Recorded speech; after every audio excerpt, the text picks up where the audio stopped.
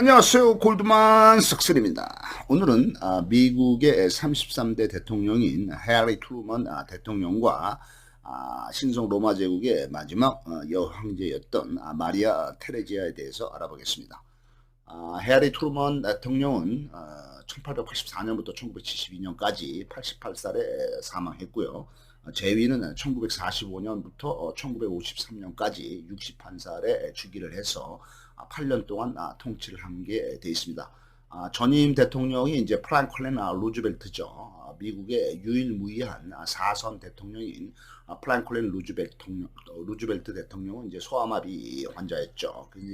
이 루즈벨트 대통령이 대통령직을 4선을 하면서 한 게 이제 1933년부터 1945년까지 12년 동안 대통령을 했죠. 그리고 1929년에 이제 미국의 대공황이 일어난 것을 1933년에 대통령이 당선이 되면서는 이 루즈벨트 대통령이 이제 뉴딜 정책을 쓰면서 공공기관에 대한 투자를 강화를 하고 정부의 투자, 시설이라든가 건설이라든가 이런 거를 이제 부흥시키면서 이 그 대공황을 벗어났죠. 그래서 미국이 다시 이제 제대로 이제 성장 가도를 달릴 수 있게 한 프랭클린 루즈벨트 대통령이 1945년 제2차 세계대전이 끝날 때까지 이제 루즈벨트가 대통령을 했고 제2차 세계대전이 끝나는 1945년부터 1953년까지는 이제 8년 동안 해리 트루먼이 이제 대통령을 했다 이렇게 되어 있습니다.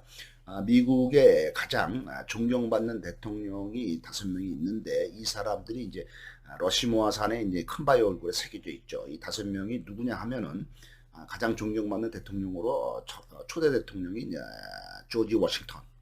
그다음에 이제 세 번째 대통령인 토머스 제퍼슨. 이 사람이 이제 미국 헌법을 만들죠. 그다음에 이제 대통령 거기에 이제 들어가 있는 사람이 이제 우리가 잘 아는 16대 대통령인 링컨 대통령이죠. 링컨 대통령은 이제 1860년부터 1865년까지 5년 동안 통치를 하셨죠. 남북전쟁 때.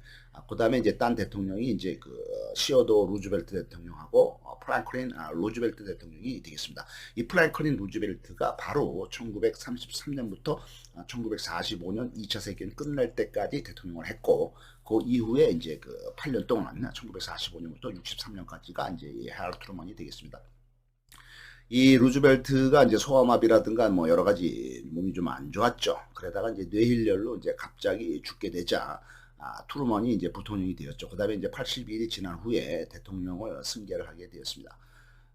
그러니까 이제 부통령이 된 지 이제 82일 만에 이제 대통령이 된 거죠. 갑자기 대통령이 죽었으니까. 1922년 38살 때 판사를 해서 12년 동안 하게 되겠습니다. 이 사람은 그러니까 판사 출신이 되겠습니다. 1934년에 50살 때 이제 연방의 상원의원, 국방위원장이 되어서 10년 동안 근무를 하게 되었습니다. 상원의원이었죠. 그다음에 이제 그 유럽 쪽을 볼 것 같으면은 신성 로마 제국의 합스부르크 가문의 마지막 여자 군주 마리아 테레지아는 1717년부터 1780년까지 63살에 죽었습니다. 재위는 1745년부터 1765년까지 28살에 즉위를 해서 20년 동안 통치를 한 걸로 되어 있습니다. 합스부르크 왕가의 마지막 군주로서 유일한 여성 통치자가 되면서 이 아줌마가 다스린 지역이 이제 그 유럽 쪽에 그 오스트리아, 여기 프랑스가 있죠. 프랑스가 있으면 옆에 이제 독일이 있죠. 독일이고 요 밑에는 이탈리아죠. 그다음에 이제 프랑스, 독일, 여기에 이제 스위스가 있고요. 그다음에 이제 이탈리아 북쪽으로 해서 이쪽에 이제 그 오른쪽에는 이제 슬로베니아가 있고 여기에 발칸 반도가 있겠죠. 그 요 위에가 이제 헝가리가 있겠고요. 헝가리가 있고 헝가리 위쪽에 오스트리아가 있고 여기 오스트리아가 있고 그다음에 이제 여기 이제 보헤미아, 체코슬로바키아가 있죠.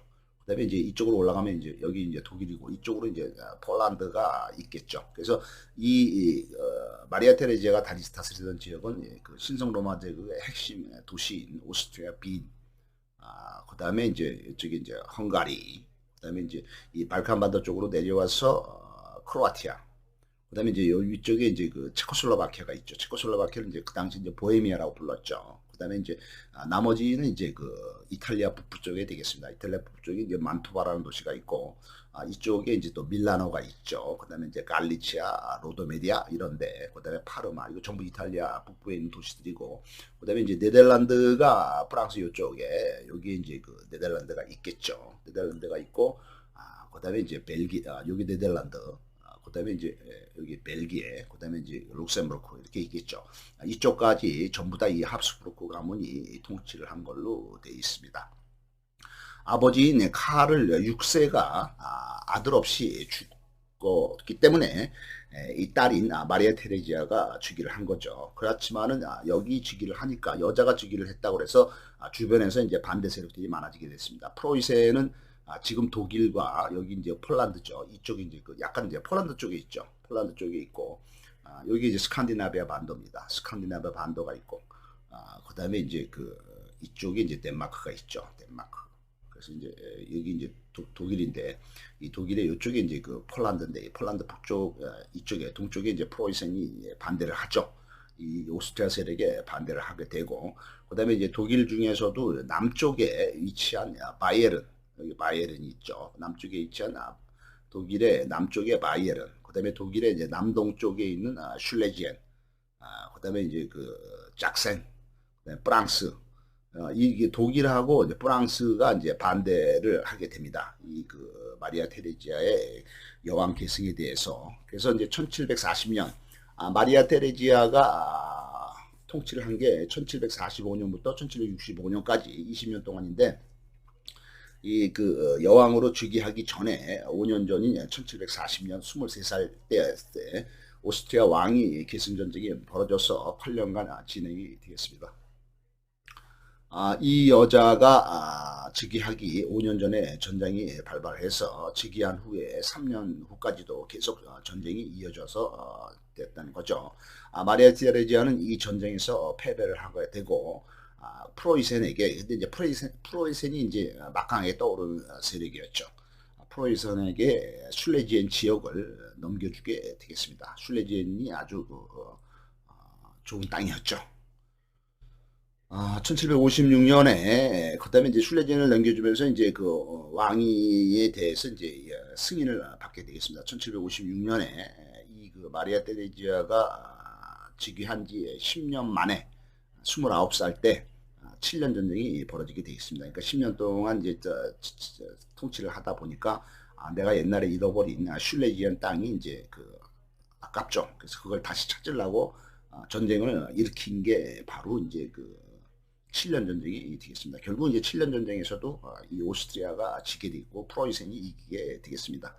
이게 실패한 거죠. 그래서 그 당시에 이제 상황을 볼 것 같으면은 여기 발칸 반도가 있고, 발칸 반도의 위쪽에 바로 이제 헝가리가 있겠죠. 헝가리의 수도는 부다페스트가 되겠고, 여기 이제 흑해입니다. 흑해 이쪽에는 이제 그 불가리아가 있고, 이 불가리아 위에 이제 루마니아 위에 이제 저기 우크라이나가 있죠.